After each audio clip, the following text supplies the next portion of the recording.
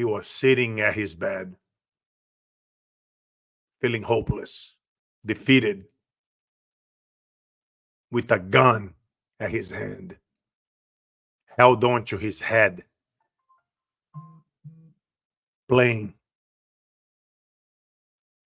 with the trigger. And right before he was going to pull it, he heard a sound. Knock, knock, knock. And the rest of the story you are about to hear in another episode of the Carlos Inspire Show. It's about to go down. It's your boy, Carlos Siqueira, a.k.a. Carlos Inspire, and Chaz Horn in the house. My next guest, incredible father, coach, consultant, speaker, and human being with an incredible story of overcoming tragedy and going on to build incredible things. Welcome to the stage, Mr. Chaz Horn. What's up, my brother? Carlos, great to be here, man. I appreciate the introduction. Yes, sir, my friend. I know I was telling you earlier before we going live here, the last time Chaz and I spoke, we had such a inspiring conversation recorded. that I was pissed off that I didn't record it. And That's a good conversation. we'll try to have that conversation here again with you guys today, because Must I be know fun. on the other side of the screen, for some of you guys watching us live, for some of you guys listening to us on the replay, you guys know the drill.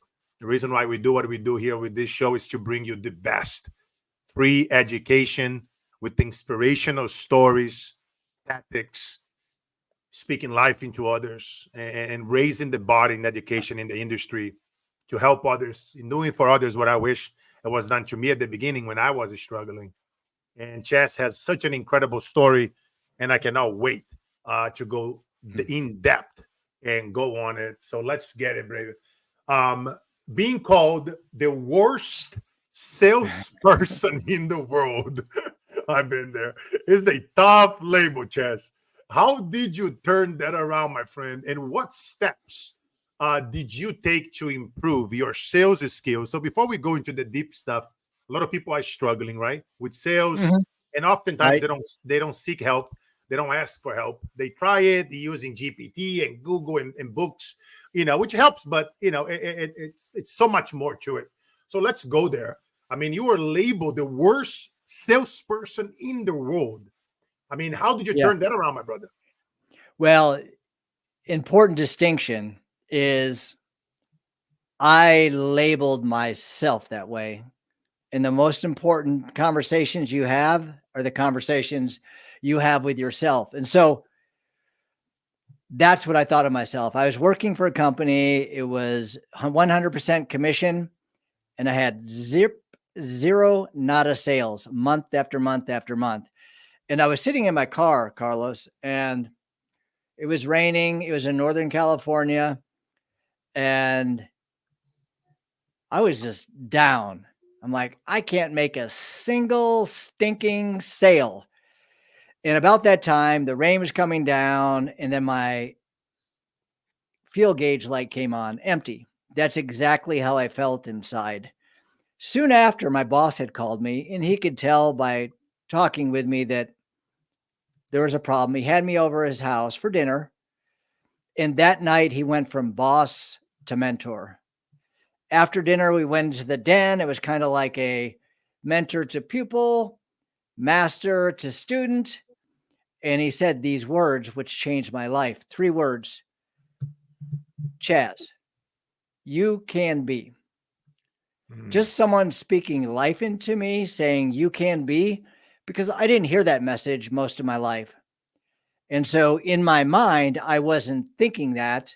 I thought I had potential, but I didn't have people speaking life into me. Now, he followed those 3 words with the top salesperson in the company. But, don't you hate those big buts? 1 T, by the way. You got to follow the system and the process, because it's proven. If you follow the system and the process, I'm 100% confident you can be the top salesperson in the company. So I left my dinner with Ken Upton. Ken Upton is his name, my boss, who became my mentor that evening. I started following the system. I started following the process. I started scheduling meetings. And I'll never forget walking out of this. It was a very high pressure sales that I was in. If I didn't walk out of an office with a check, I was never going to get that customer. So I walked out of there with a check, like $2,500, which today would probably be about $11,000 or something. I'm like, wow, this actually works. So I continued to follow the system. I continued to follow the process.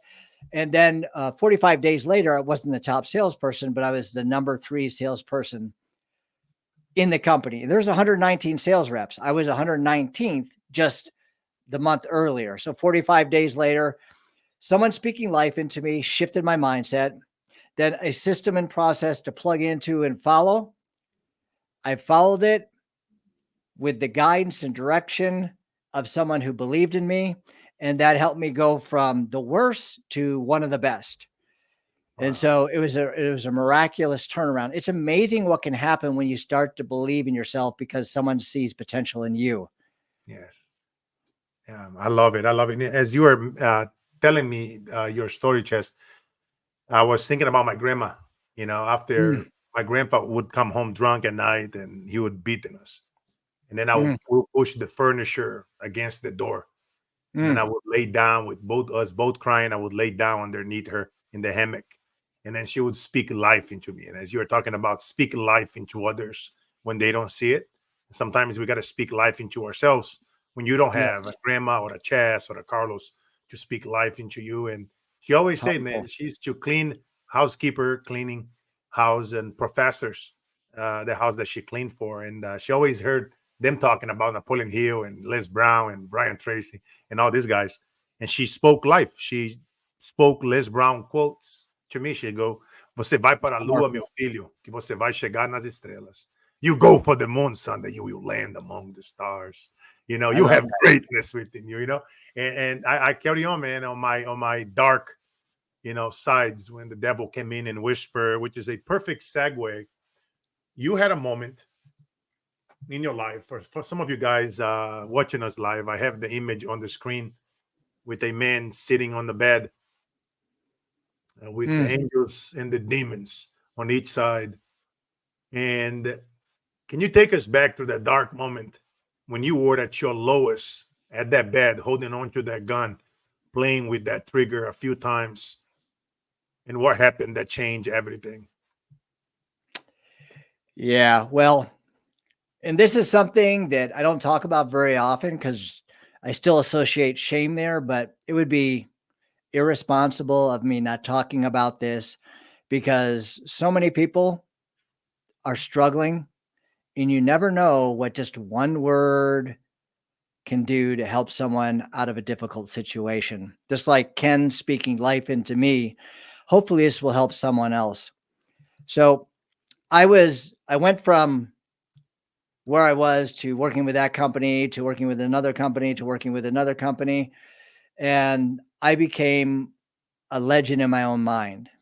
Ego, my whole identity was wrapped up in performance. If I did well, I'm awesome. If I didn't do well, I sucked. This is how I thought about myself. In most of my life, I didn't really understand my emotions, wasn't self aware. I wasn't able to process them properly because I just grew up that we suppressed everything. We never talked about it.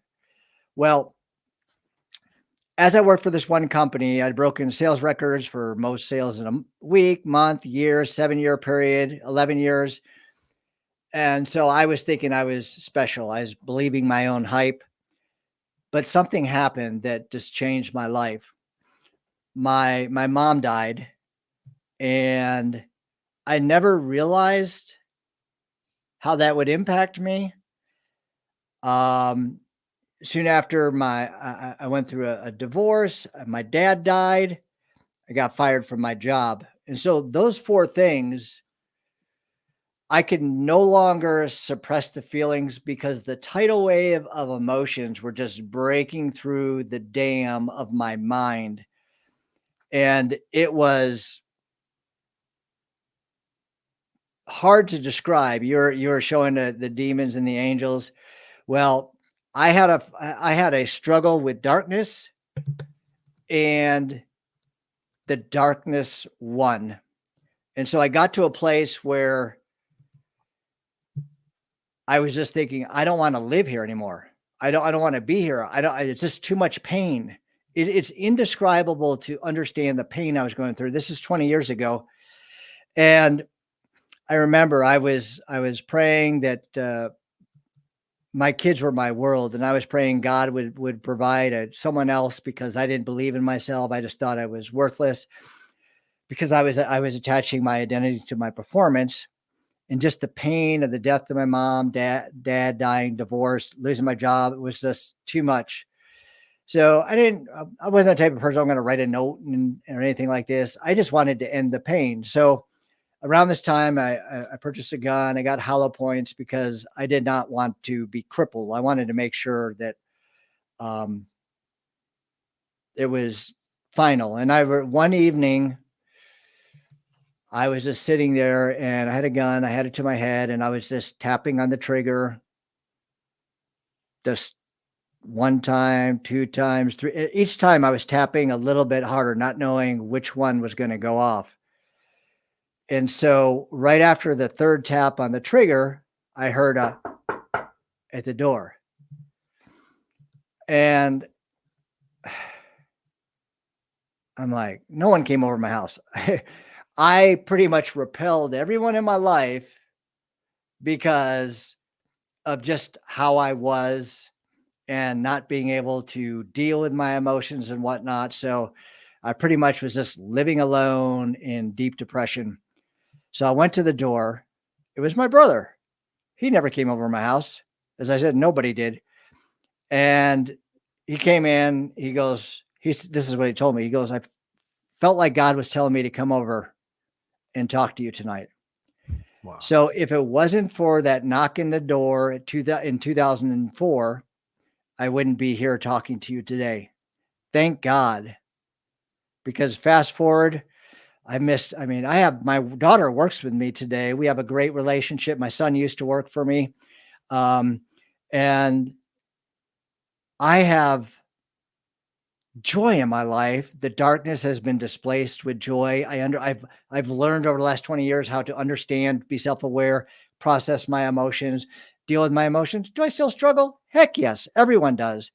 But I understand how to identify and to shift my thoughts quickly as opposed to suppressing them. And if you do that out there, anyone listening to this, if you don't process your emotions, they'll always come back bigger and uglier than you first had them. They'll turn into, like, if you see The Walking Dead, those walking zombies, that's where your thoughts turn into something much uglier and whatnot.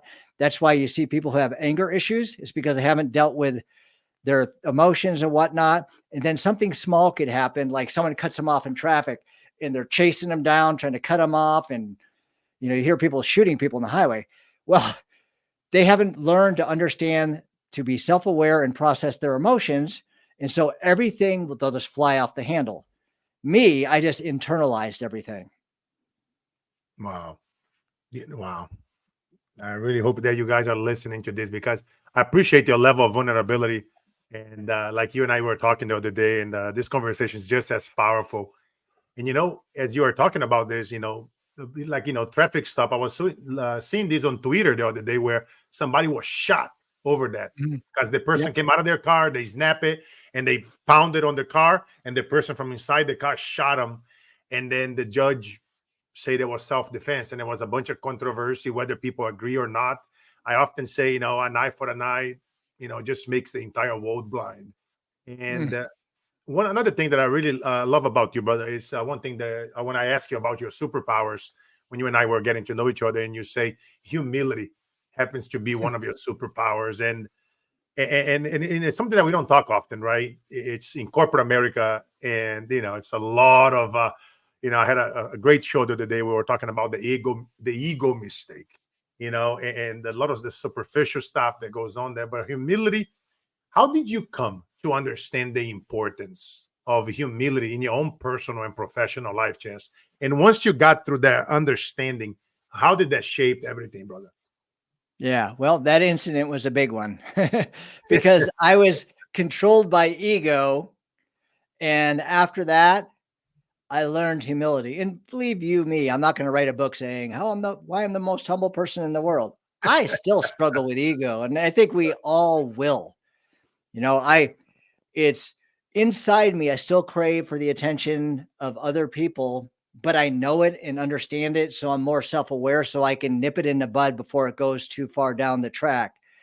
So, to your question about humility, I started to understand that ego took me to the wrong place. And so, through that incident, I started understanding wow, if I have something that I have a need for and I talk to other people, I can learn from, I can grow from, just like with Ken Upton, I was explaining. And, but that just took me to the wrong place because I didn't really understand ego and processing my emotions. But on the other side of that, I just started to learn from everybody. And one of my values in life is learning from the people I disagree with. When I started to learn from the people I disagreed with, my entire universe expanded. When you get to that place, that's when you realize that you're in a place where you're coachable and you can learn from anybody. You can learn from anybody. And if you find yourself, because of here we are in America, just totally divided politics, and it's, 2020. I mean, it's divisive, and it's easy to get sucked into that. Going into a presidential election, this is going to be insane over the next 104 days, whatever it is. Tell me about it. So you have to be cognizant of what's going on and see people as real people behind what they believe. And even if they believe something different politically or whatnot, you can still learn from them.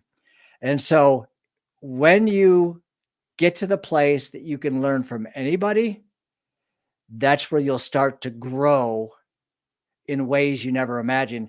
And it doesn't always show like, oh, hey, I'm making $1 billion. I'm making $1 million. It starts here. It starts here. And that, well, sometimes people, they don't have the foundation and they get to the ego and they get to a place like where I was. But hopefully, if you start with humility and you start to learn, that will shape you so you have more love, you have more empathy, you have more kindness, and you're more caring. When you do that and have a sense of gratitude, your whole world will transform and you'll see things different. And you'll see things different in a way that will add joy to your life. Big time. Amen, brother. Amen. As you were talking about this, I was thinking about something that I often talk, like whenever I do a lot of workshops for like Fortune 50 and 500 companies. And I talk a lot about the empathy, and having an empathic leadership. And it's the smallest stuff that sometimes we don't think about it, but it's the smallest stuff, like just truly listening to an employee that maybe if you look at their body language, it changed. It's not the same as it used to be. And literally just kind of getting to know that person. And maybe the employee say something to you in the past as you are their manager and their leader where you don't agree with them, but like you say something so powerful, like learning to agree to disagree Mhm. and respecting that employee's opinion that's underneath us, for all the leaders and the CEOs listening to us. I know you guys do. And it's so much power in it. I often talk a lot about emotional intelligence and peeling the layers off the onion. And there's a lot of work that can be done in corporate America, especially if you are now listening to Chad and myself here, and your team is struggling, and to get into the next level. You haven't reached out your numbers in a while. It's a lot of work that can be done when we look at our own ego and how are we acting towards them. Agreeing to disagree and bringing that empathic leadership to the floor. But speaking of learning, um, you talk about in your book the B2B blueprint to predictable sales, about an Mhm. interesting framework, the TTABS, Right. Tango Tango ABS method, and how it helps business create a predictable sales pipeline. Can you elaborate and tell us a little bit about that, Chess? Because you know me, I love sales and marketing. I often say sales and marketing is your twin tickets to freedom. And I bet you somebody listening to us, if you are struggling to sales and marketing, take some notes. So tell us a Yeah. little bit about that framework that This changed my world. So before I go into tabs, TTABS, yes, my tabs has 2T. Let me circle back to what you're saying. We see the world as we are and not as it is. And if someone doesn't agree with you, ask some questions, and you just might find you have more agreement with them than you may think. They just may communicate things in a different way. And the key with emotional intelligence, as I was explaining, I didn't use the word emotional intelligence, is first understanding and realizing your own emotions, how to influence them. When you do that, you can influence other people because you understand them. I think it's Art of War. Sun Tzu talks about yeah, the biggest battle we have is with ourselves. If we understand ourselves and conquer, that's the place to start. So that's where you have to know and understand yourself, so you can know and understand other people, and ask questions. Be curious. Circling back to tabs, TTABS. So most of my sales life early on, it was just focused on massive actions. The first T, which is tactics, what you do. And then A is attitude, just having an attitude of tenacity. And then B was massive behaviors. You notice I left out one T and I left out the S. So, and I remember I was home one night following up with people, and my kids were upset because daddy had to work and he couldn't play with the kids. And it was breaking my heart. And I wanted to be the best. I was very competitive. And I just thought, there has to be a better way. The next day, I was in front of a line of office buildings. I was doing in-person cold calls back then. And I'm thinking, come on, Chaz, there's gotta be a better way. And so I started thinking about leverage. And when I started thinking about leverage, then I started thinking about strategy and marketing. And marketing, the S is strategy or marketing. The second T is technique. So it's the tactic, what you do. The second T is technique, how you execute on what you do. A, yes, you have to have an attitude, a mindset that's in the right place. But think about it like this: this takes all the pressure off you. Go with the intention, the attitude to serve, not sell, and you will attract and not repel. Okay. And then the behaviors, that's the number of tactics you do. And when you incorporate strategy, this is where most people get it wrong. You have to know and understand your target audience. What's their main need? What's their main want? How can you speak to that need and want in such a way so they have confidence in you and your solution being able to solve their problem? When you know your target audience and you speak to it in such a way that they see you as an authority, they know you, they're familiar with you, then it attracts people to you. Before, it was just sales, reaching out to people cold, massive action, attitude of tenacity.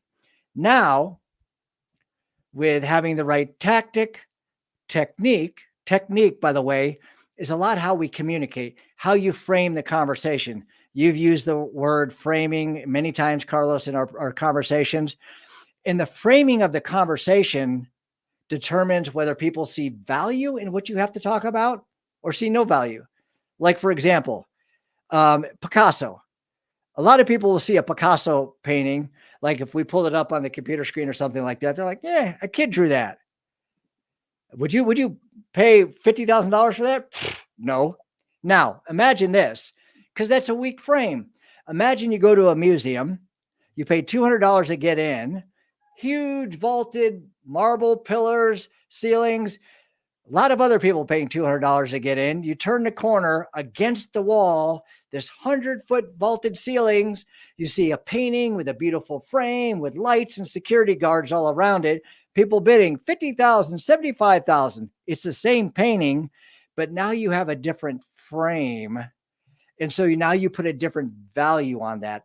That's how technique, because influence in communication is 7% words, 38% tone of the word, and 55% body language. That's why I talk with my hands. Open hands is a good way to communicate as opposed to closed hands. We can talk about that at a later time. But that frames the conversation. And now you bring in strategy, which I didn't have before. People started showing up in a whole different way to the meeting. So like, oh man, I was looking at your content here or this here. And all of a sudden sales became really easy. So you got to have the right tactic with the right technique, attitude, behavior, strategy. Can I give a quick example to help people out? Let's go. I love it. I love it Okay. how you even rhyme it earlier. Serve and not sell. That's how you attract and don't repel. Let's go. Right. My Dr. Seuss book will be coming out soon. Okay. So, and by the way, if you get my book, it's complimentary. If you get the book, you also have access to a 5-day sales and LinkedIn course, which will be coming out next week. You get both of those. Yes, and for you guys that are listening to us, I have over here the book in the screen, the B2B blueprint to predictable sales. And the way how you can get it, you guys can go to Chaz Horn on LinkedIn. I have the link over here on the screen. For you guys listening, is just go to LinkedIn and type in Chaz, Chaz, and then Horn, Horn, and then you'll be able to get it, download a free version of this book and all the greatness that Chaz bring with that course and the additional things that comes with. So great gift, Chaz, to give it to the tribe. Yeah, thank you. There's video trainings in there too. So back to what you were asking me, as far as what we were just talking about. So I was working with a client and they were just doing massive outreach, cold calls, 100 cold calls equaled 1 to 2.5 meetings a day. They would see an ad and they would call the people with the ad and say, Carlos, Chaz, I'm with ABC Company. Hey, I saw you place an ad. You know, we can help with that. Click. It's cold. They don't know them. So a simple tweak with adding strategy, technique, and this is what they did after becoming my client. Now they created a newsletter that solved the problems for their clients. It was an opt-in newsletter, okay, a LinkedIn newsletter, which you have to subscribe to. And they created a LinkedIn poll. And the LinkedIn poll was, what's your biggest challenge with blank? Blank is their area of expertise. They had people take their poll. Now they had people that were in demographic also be in their psychographic. And just to explain demographic is you're looking at someone in a certain geographic area, role of the company, and size company, industry. 3%, there's a 3% rule. Only 3% of those people are ready to make buying decision. Now, move the people in the demographic, the psychographic, and they're seeing you as an authority. They're interested in what you have to offer. So they're 35% more likely to make a decision to buy from you. So that being said, and kind of giving you context, people would answer the poll. They're saying, this is my biggest challenge, this. Now, what they would do is they would call these people and say, Carlos, I'm on your LinkedIn profile right now. Now, we're using a technique, we're using a tactic to get a pattern interrupt as opposed to, I'm Chaz with ABC Company. They're like, you're on my LinkedIn profile. Yes, you took my poll last week and I need your help. We created a LinkedIn newsletter to solve these problems. Would you be opposed to scheduling a brief meeting so I could interview you for just 15 minutes? It would be helpful for our readers. And if there's any ways I can help you in addition to that, I'd be happy to talk.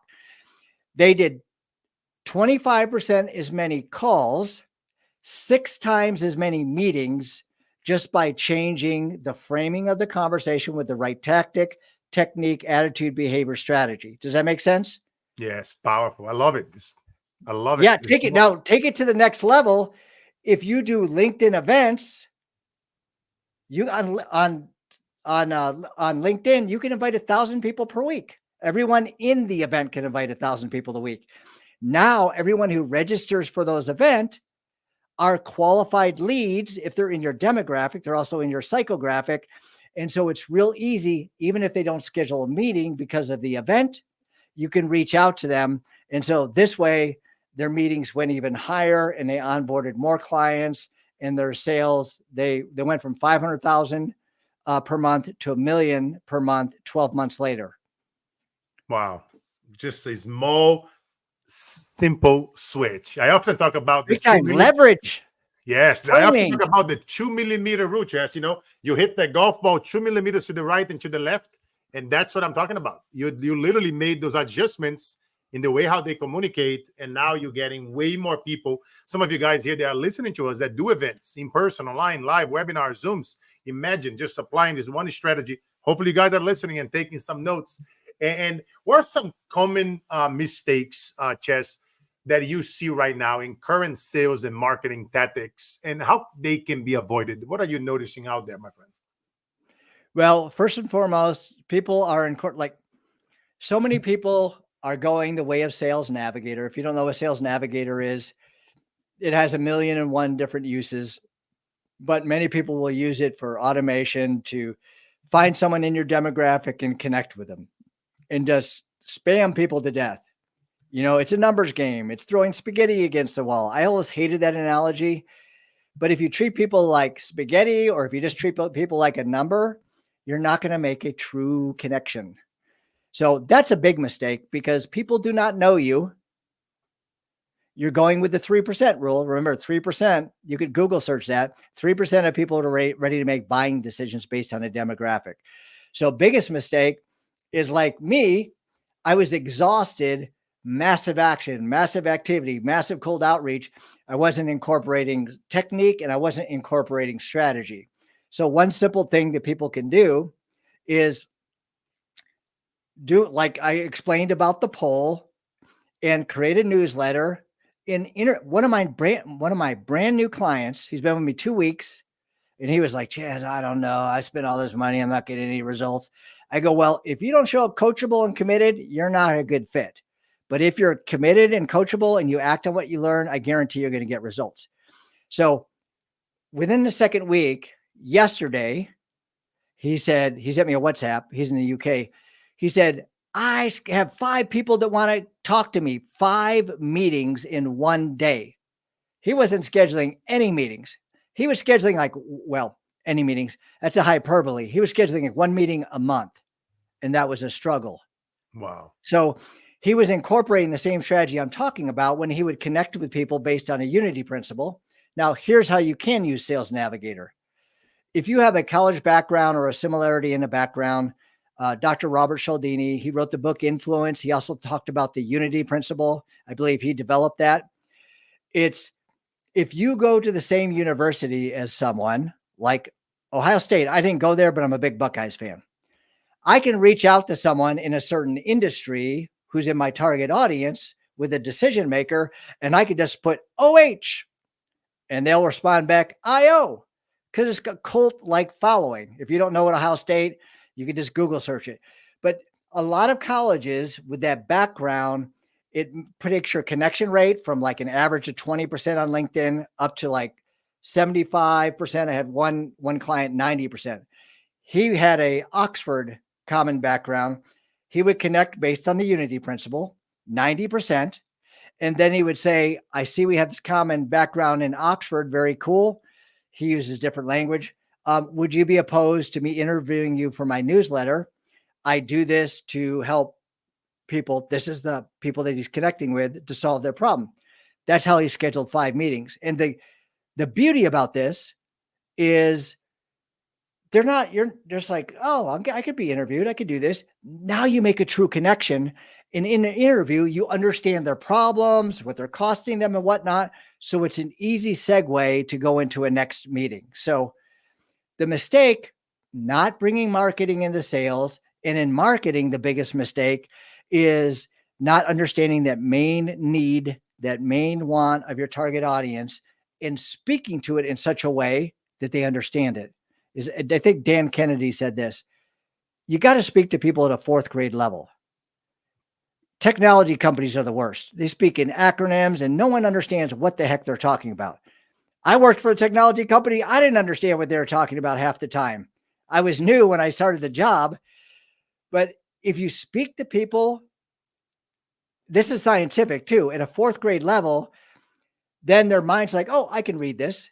If you're speaking to people at a 12th grade level, their mind automatically says, I don't have time for this. It's scientific. So it's not just speaking people down. It's not because people are stupid. It's because you want people to take time and understand what you're saying. So speak down, not that they're stupid or anything like that, but you have to communicate in such a way that they understand. So communicate in a way that they understand, fourth, fifth grade level, and speak to that main need and want in such a way so they see you as an authority. Incorporate marketing, and then incorporate tactics, technique, and have an attitude of serving. Just by serving someone, what Maya Angelou, what did she say? People will remember what you said, but they will remember how you make them feel. When's the last time, Carlos, you had a salesperson who truly cared about you? You know, So, it stands out, doesn't yeah, it? I can't remember the last time. That's the point. it's the little stuff, man. I often Big talk time. about, I talk about this Little so stuff is much big time. and speaking on stages, how you like subtle things that you can do in the way how you communicate, how you speak on the stage, even when you're speaking at an event, and when you the way how you tell your stories and how you Mm, communicate your services in a unique way that's different than everybody else. I often talk about you don't want to be, in the sea of sameness. Doing you got to do yes. what others don't do, can't do, and will not think of doing. I often, when I speak, I give this one gift to people to really understand how to bypass the conscious mind, who is always debating and hesitating, and how do you get to the subconscious mind, which often say yes without realizing it. And for some of you guys listening to us, if you haven't read that free book, you guys can go into getonmorestages.com and look for the free gift there. It's a powerful PDF. I highly recommend you guys reading that along with chess blueprint. I'll pick up that And book. Yeah, it's oh, anytime you hear something that's powerful. Can you it's give us powerful. a tidbit of information Yeah, on imagine that? just you communicating and you speaking so powerfully that you bypassing the shield, which is the conscious, right? They listening to Right. you, they debating, they hesitating, yes, no, maybe. But now imagine if you start learning how to bypass that shield and It's get into powerful. the subconscious that can only say yes to us. It will change your ability to communicate, to speak when you're at a networking event, you're speaking on a stage, on a webinar, you're planning your sales letter, your newsletter. You're gonna watch your conversions increase on a whole nother level because you are getting to the subconscious mind. At, you are literally speaking to the problems, the things that are keeping them awake in the night on a whole nother level. And nobody teaches this thing unless you are dropping tens of thousands in consulting deals. And as you guys know me, the show, the reason why we do this podcast is to bring you amazing people like Chaz, extract their best strategies so you guys can go out there and implement it, truly bringing you guys the highest level of education on the web. And the way how you guys can repay us back, as you guys see, the show is free. It's by liking the episode, giving us a review on Apple. We have a ton of reviews on Apple, Spotify, iHeartRadio, Amazon. For some of you guys, my friends over here in Silicon Valley with smart houses, just say, Alexa, play the Carlos Inspire Show.com, and they will play it Awesome. for you. So great plug, a little commercial in there for you guys. But Chad, now let's shift it a little bit. Since COVID, a lot of us, we lost a lot of people. Hmm. Unfortunately, I got a large family, man. I just recently I lost another aunt, and I mean, Mm. So tell sorry me about that. about your appreciate that, brother. Tell me about how your personal tragedies, because I bet you a lot of people listening to us here since COVID went through this, where they lost many loved ones, like you lost your mom, your dad. They've been through a divorce. I keep seeing divorce increasing since COVID in alarming rates, especially over here in California. So many friends, clients of mine, CEOs of companies. How you losing everything, man? As you and I talk, prior, how has that shaped your approach to business and life, man? And recently. Yeah. Well, liberating in one way. It's you get so caught up because, oh no, this, that, and the other, and all of a sudden it's all gone and you're still here. Yeah. Now, what's left? Your perspective. And so your perspective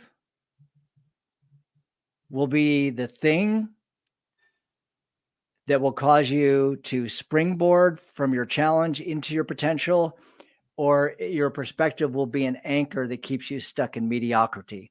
And I don't say this lightly. It's true. It's a simple thing. Like Carlos, you're saying it's the little things, meters off this way, in a golf swing, or if you're 1% off and you're flying one place to another, you're going to be in a whole different destination. Your perspective in the situations and tragedies. Yes, if someone dies, grieve. I didn't know how to grieve. I understand now how to grieve.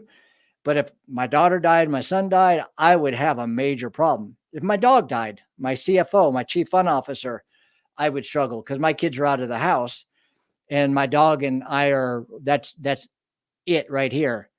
So having perspective, and for me, one of the most important things in life is just my faith in God, which has kept me anchored. And if you believe in God or not, no worries. For me, though, personally, it's an anchor where I can go to God's promises and say, may the God, this is Romans 15:13, may the God of hope give you all joy and peace as you trust in him, so you may overflow with hope by the power of the Holy Spirit. So there, I truly believe that God can empower me to live through this situation, to live through these challenges. And as I look at some of the people like Paul, who wrote most of the New Testament, he was in shackles and chains and he's singing, he's writing this to all the believers, and he ends up getting executed. He knew that, but his perspective, just think about that, into shackles and chains. He's writing the New Testament, encouraging and challenging other people to be who God created them to be. Another really good thing, if you want to get perspective, people will say, comparison is the thief of joy, however that quote goes. It's, I look at it a little bit differently. It's not the comparison, it's the self judgment. So if you compare yourself to someone and you're like, oh, wow, I'm nothing compared to that person. And then you start getting envy and jealous and you have these inner emotions that take you to a dark place. If you look at that person, you know what? There's some exceptional people out there, but many of the people who are millionaires, billionaires, they're no different than you and I. They just had clear focus, worked on quality, and developed a discipline and habit and surrounded themselves with great people. So you can take someone that's up here and say, you know what? If they could do it, I can do it. So that way, it's like the 4 minute mile. Who ran that 4 minute mile? Nobody ran the 4 minute mile. Doctors were saying your heart would explode, you die. Well, guess what? As soon as he ran the 4 minute mile, I don't know, it was like a couple weeks later, a month, then everyone was breaking the 4 minute mile. So, in a sense, comparing yourself to others with where they are, as long as you're not judging yourself, is good. Or you could take yourself like that. What's his name with the no arms and no legs? There's Yeah. several guys out there. Yes. With I Nick. look at, Yep. yep, that's exactly right. I look at him and that guy has a lot of joy. He's inspiring people worldwide and he has no arms and no legs. So, how can someone like that have joy in his circumstances be? I mean, imagine no arms and no leg. Okay. So, I also will compare myself to people like that and just think, wow, look what they're doing. And here I'm complaining about this little stupid, measly thing. So, that's a good way to compare yourself. Just don't judge yourself and understand that challenge. This is part of growth mindset. That challenge isn't there to break you, but to make you into who God created you to be. And when you understand, it's hard because you're going through it. It's difficult. It's outside your comfort zone. But when you start to embrace it, David Goggins, great example. I mean, you talk about someone who he considered himself the weakest human in the world. And now I don't think you'd say that. He learned to gain perspective on his situations, Now he uses those challenges as leverage to help him take him to places that no one even thought possible, including himself. Yes. Yes. A beast. My boy Gug is cancer. He is a beast. I love the guy. And wow. Wow, I love it. I love your answer, man. I often say God would never put us through something if he doesn't think we can handle it, baby. And you gotta go through the test before you go through the testimonial. Say it again, brother Carlos. That's You gotta right. go through the test before the testimonial. Wow, man. And going back, Chess, I mean, what role did your brother, man? Well, God bless him for knocking that door. What Amen. role Yeah. has he played, man, and in your recovery, and how has the power of creating and seeking new relationships influenced your journey? Yeah. So my brother's 10 years older than me. I always looked up to him, kind of idolized him.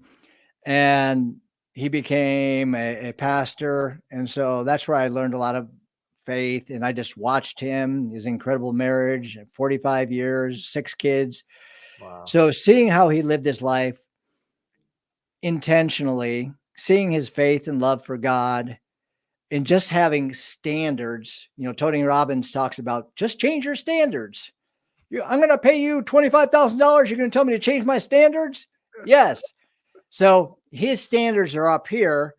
And this is part of surrounding yourself with people, or you are where you are because of the expectations of your peer group, PEER, your peer group.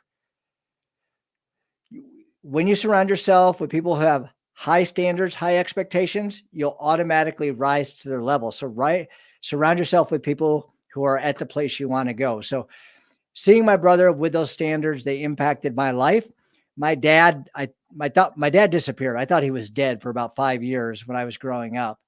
And so my brother became a father figure, a mentor, and so many different things.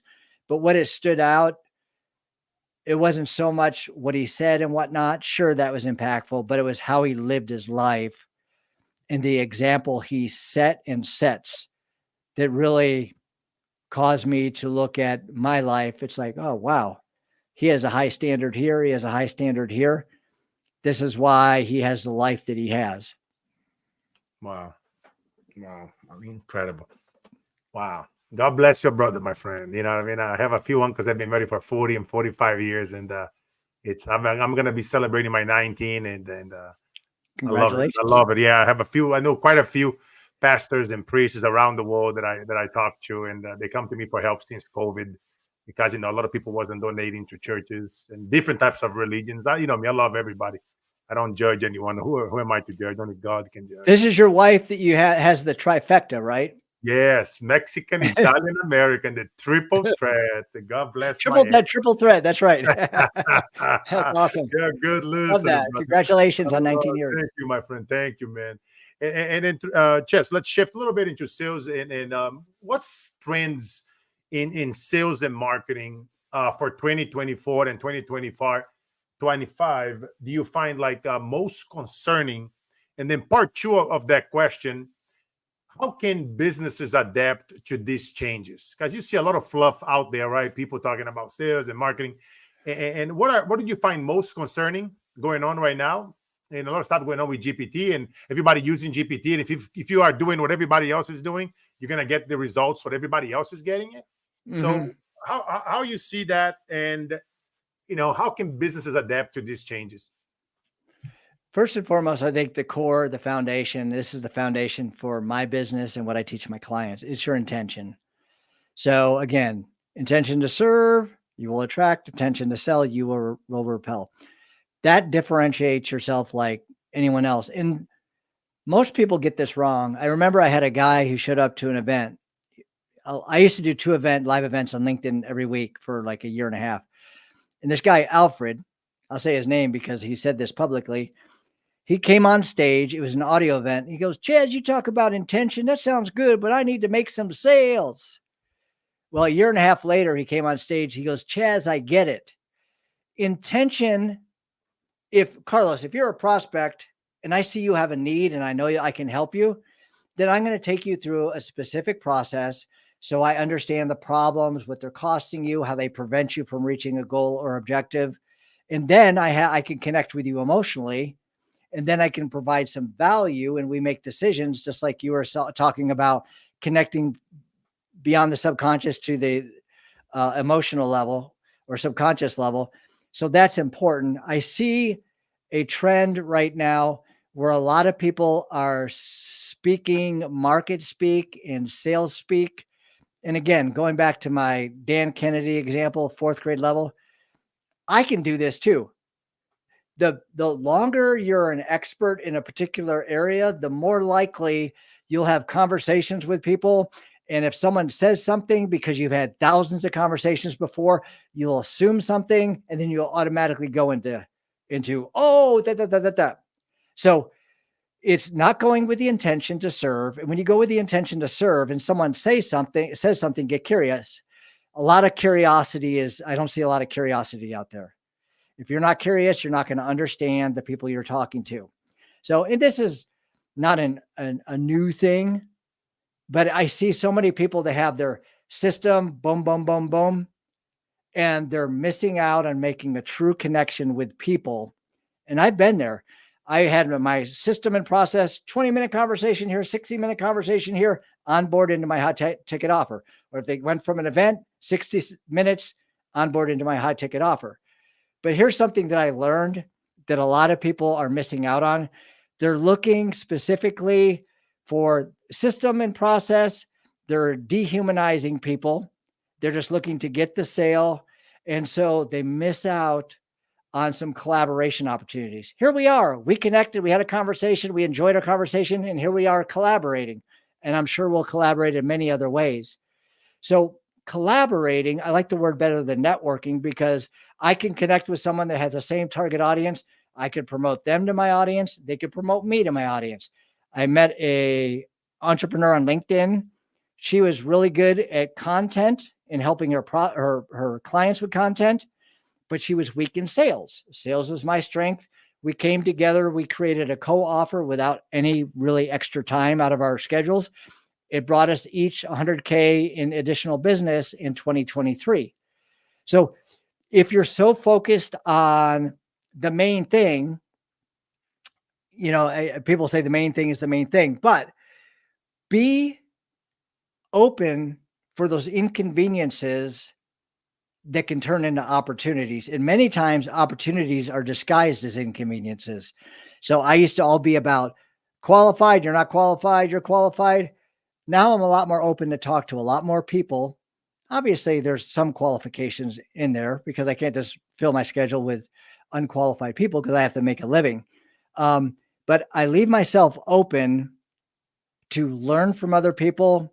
And just by changing my paradigm, my perspective on the people and understanding their background, it goes back to that humility and learning from them. So people get so caught up, market speak, sales speak, process, they miss out on making a true connection. And you could be one person away, like that one person. That was an extra 6 figures for her and me in 2023. If I just looked at her as a potential client, I would never have gone to that place, either would she. Does that make sense? No, it makes 100%, 1,000% sense. And one thing I often say, Chaz, is like, just be the one that just add the most value in your industry and your niche, and you watch the magic happen. When you go on the stage, be the one that, like you say, serve, don't sell. Give them something tangible, a strategy that they can go back home, apply in their business. And I promise you, they will come back. They will come back. If you give somebody the stuff that you normally charge someone for free, and you give them that strategy, have them go apply it, have them report it back to you. Trust me, the law of reciprocity and getting creative. Like, I give you an example. I have a lot of clients who owns insurance businesses, and they train others to work for their companies, and they do telemarketing, marketing ads, and they implement. They got creative. One of my clients, we use the health and wealth concept in many insurance companies. Why? They want it to be healthy. They don't want to be paying those large insurance policies. So what he did, his background is in health. He owns a garlic corporation. So now what he does, he give a garlic beautiful package that he put it together with black garlic that he ships and gives to all his clients as a part to keep them healthy. And they care because it's like, Love wow, it. not only you helping me with my wealth, but you also caring, you asking me questions about my health. And it's like you say, people love to talk about themselves, right? I often use a framework called LAT. What does that stand for? You listen more, the L. The A, you ask more questions. And the T, tell me more, right? So it's spending the Love that. extra minute, spending the extra time, getting to know somebody. What are you struggling with? Reaching out to somebody, collaborating with them. Oh, you know what? I know somebody that can help you in this place. Here's what I do. Here's what you do. Okay, great. How can we collaborate? Who can I plug you in with, right? It's getting creative. And a lot of my clients, their own insurance agencies, they don't have no chargebacks because why? Now they have a customer for life, right? Not only Mhm. they helping them with their wealthy needs, getting their insurances, their trusts, their wills, and blah, blah, blah, retirement planning, all the things that I trained them, but they're also implementing now the healthcare regarding to it. And that became a game changer because you and I know the power also of giftology, giving someone a gift, right? Mhm. And sending that client a gift during the holidays, their birthday. And nowadays, there's technology out there, AI that can do drop shipping, and you can ship a gift to somebody on their holidays, on their birthday, their kid's birthday. What do you think they're going to think of you? It's like this is not a client as a raving fan. They become family. It's about being creative, innovating, doing what others don't do, can do, and will not think of doing. What an incredible show, my friend Chaz. As you guys know, we're getting close here to the hour. And as you guys know, my last question that I ask every single incredible guest that been through this show, to the ones that are no longer here, that been here, my good friend Frank Schikwitz, the founder of Make-A-Wish Foundation, go back, guys, and listen up. We had some amazing people in this show that done incredible things, like the incredible stories of Chaz. And Chaz, is 50 years from now, you and I are 100 years old, and is our, in this case, your eulogy. And if I happen to be alive before then, we'll be there, listen to some great music. I'll probably be listening to AC/DC, Guns N' Roses, Metallica, Pearl Jam, and our Led Zeppelin, Stairway to Heaven. For those about to rock, we salute you. And we are, drinking some whiskey, wine, tea, orange water, whatever you like. And your best friend, your loved one, your children, your loved ones, your best friends, they're gonna be reading your eulogy, Mm, and they're gonna say, Chad Horn was dot mm. dot dot. Who was Chad Horn in your own words? Yeah, I've thought about this. Um, as far as my future self, I haven't. I've thought a little bit about my funeral and my eulogy and my legacy, but this is what I would want. For my kids, I knew my dad loved me. My dad set a standard that helped us realize our potential. My dad spoke life into me. My dad encouraged me. Because of my dad, I was able to get to this place I never thought or imagined that. And because of my dad being my friend and my mentor, I'm in a whole different place. And just seeing the way he engaged people changed how I engage people. That would be my kids. And very similar for anyone else that's speaking at my funeral is Chaz cared about me. He helped me see my potential, which helped me realize my potential. When you get right down to it, my why, speaking of Simon Sinek's book, Start With Why, my why is to help people see and realize their potential. And it goes back to where I never believed I had potential when Ken Upton saw potential in me. And because he saw potential in me, I was able to go from down here to up here. And so now I get to be the Ken Upton in other people's lives. And it's not just sales, marketing. Yes, that's my profession. And I get a lot of professional joy from seeing people take their business to the next level. But it's helping people personally overcome that challenge and helping people overcome this sadness or help them see the joy or the gratitude through the difficulty they're going through. So ultimately, I would be someone that helps transform their life. I would be used by God to help other people see who God created them to be, as opposed to just someone who's meandering through life. I would be intentional and they would see that. And because of that, I would impact their life in such a way that would be different if I wasn't here. Wow. Wow. What a beautiful, beautiful answer, my friend. Wow. What an incredible show, ladies and gentlemen.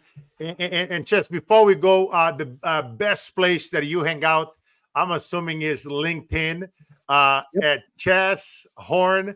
You know, you guys can continue the conversation with Chaz. He's very active there on LinkedIn. Chaz, Chaz, last name Horn, Horn. And I highly recommend you guys follow my brother Chaz. And what an incredible story and journey, my friend. I know that, like we were talking earlier, this episode is one to the graves. And we're going to be saving quite a few lives listening to this. And never give up, my friends. Go back, listen to this episode, follow Chaz, follow myself. You guys know the drill. Life is all about the mission, never the commission. And when you feel Amen. like it, jump in that bridge, pulling that trigger, remind or hanging yourself. Just imagine your brother Carlos here, 6'5", 300 pounds, looking at you in the eyes, giving you a hug, lifting you out of the floor, and saying, the days that breaks us are truly the days that makes us. Stay Amen. blessed, and I'll see you guys on the other side. Much love.